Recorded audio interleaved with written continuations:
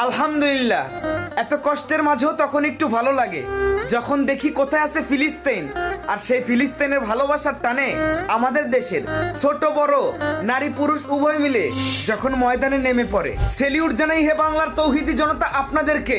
আপনারা এটা প্রমাণ করে দিলেন যে এটা শাহজালাল, শাহপরান, শাহ সুলতানের দেশ।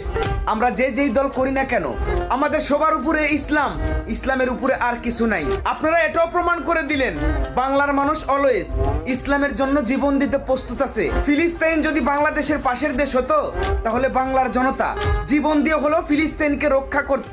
ধন্যবাদ জানাচ্ছি হে বাংলার প্রিয় মুসলিম গোষ্ঠী তোমাদেরকে।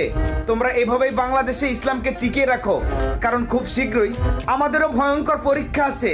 এটা আমার মুখের কথা নয়, 1450 বছর আগে রাসূল সাল্লাল্লাহু আলাইহি সাল্লাম নিজের মুখে বলে গেছে।